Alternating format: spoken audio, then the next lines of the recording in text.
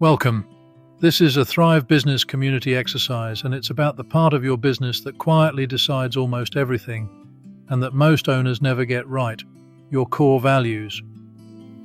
Most businesses have a set of core values. They're on a wall somewhere in a nice font. Integrity, excellence, passion. And let me guess, nobody in the building could actually tell you what they are. Not one of them, and that's the tell. A value that lives on a poster is decoration. A real core value is something you hire by, coach by, and when it comes to it, let people go by. Okay, so how do you tell the difference between the decoration and the real thing? That's exactly what we're going to do today. And the first idea is the one that changes everything. Your core values are not invented, they're discovered. Section 1. Discovered, not invented. Here's what most people get wrong. They sit in a room and try to dream up the values they'd like to have. Aspirations. Words that sound good on the website. Whereas you're saying the real ones are already there. Already there. Inside how you and your best people actually work. Your job isn't to make them up, it's to notice them and put clear words to them. So if they're already in the business, how do I catch them? By watching behavior, and that's the second rule. A core value has to describe a behavior, not a competence.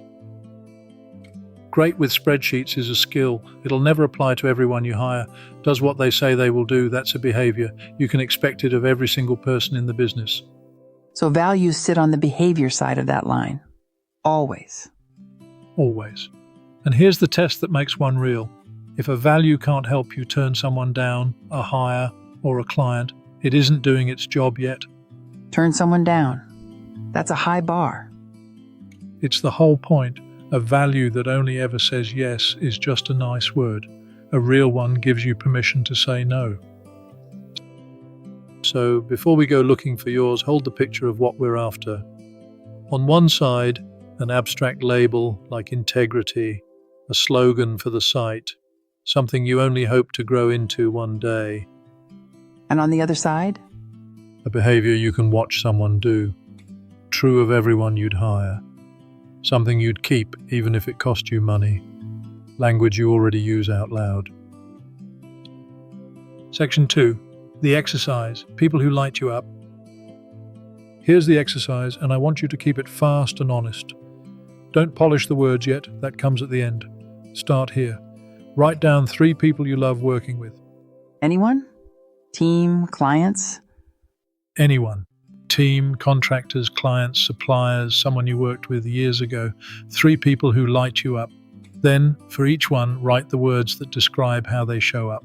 Their attitudes, their habits, how they behave. So not what they do? How they are? How they are. That's where your values are hiding. You said keep it honest. Does that mean the difficult people go on the list too?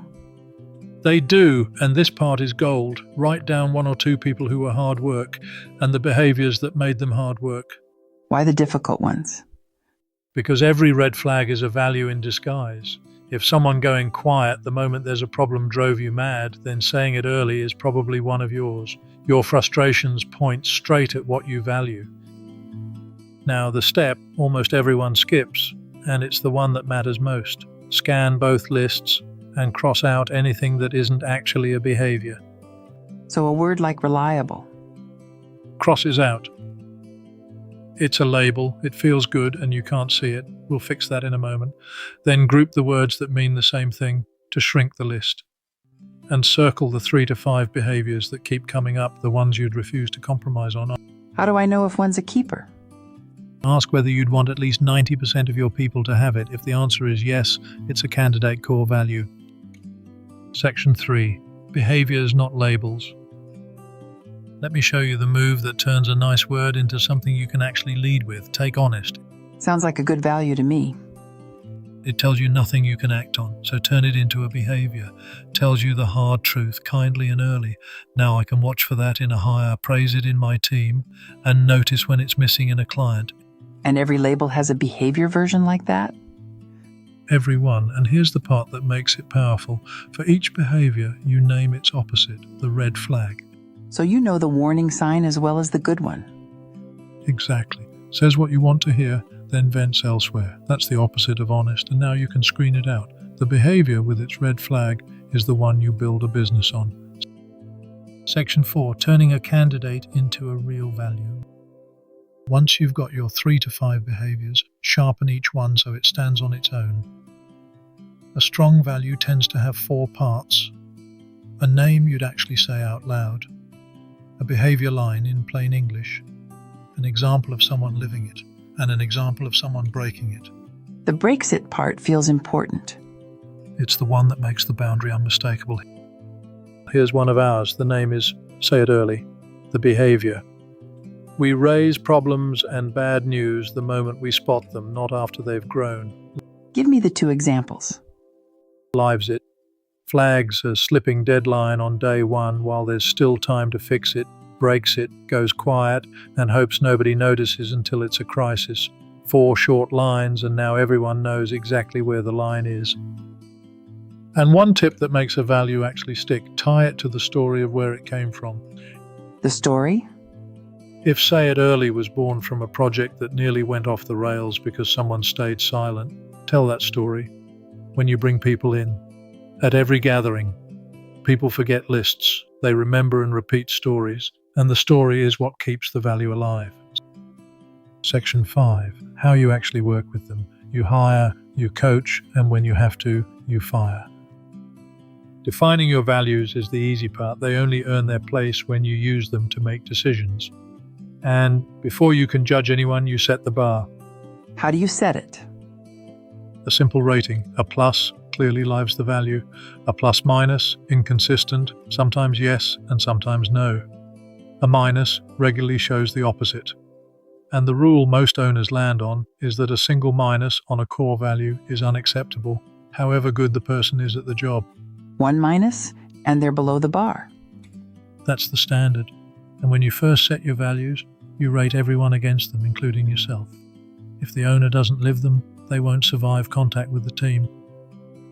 Then you hire on them. Skill you can teach. Values are far harder to change, so screen for them from the very first conversation. Don't ask, are you honest? Ask for a time they had to deliver bad news to a client. The story tells you everything. And when someone already on the team slips? Most people who slip haven't gone bad. They've drifted. Values give you a fair, unemotional language for that. You're not attacking the person, you're pointing at a behavior you both signed up to. Bring the specific example and give them a clear runway to get back above the bar. And if coaching doesn't move them? Then you come to the part every owner avoids. The hardest case of all. The high performer who's a poor culture fit. They hit their numbers, so you tolerate the behavior.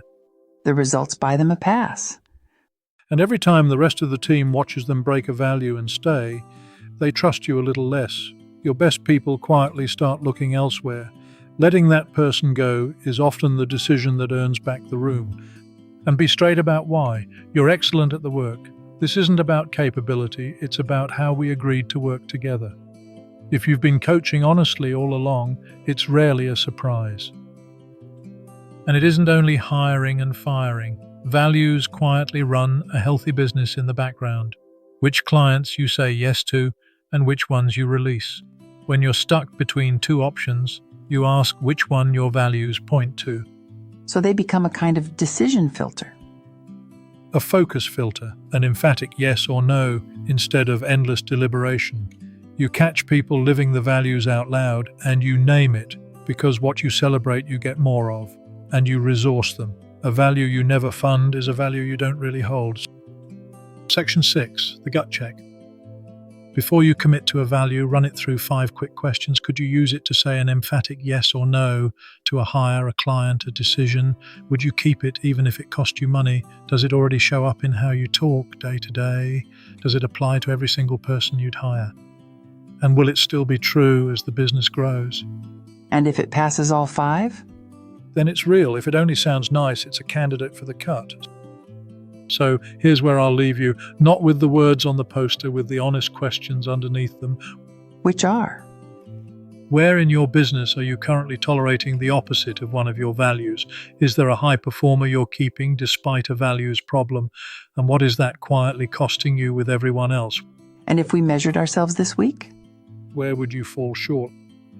Answer those honestly, and you don't just have values, you have a business that runs on them. Go and discover yours. This is a Thrive business community exercise. Take it to your team and live the life you love.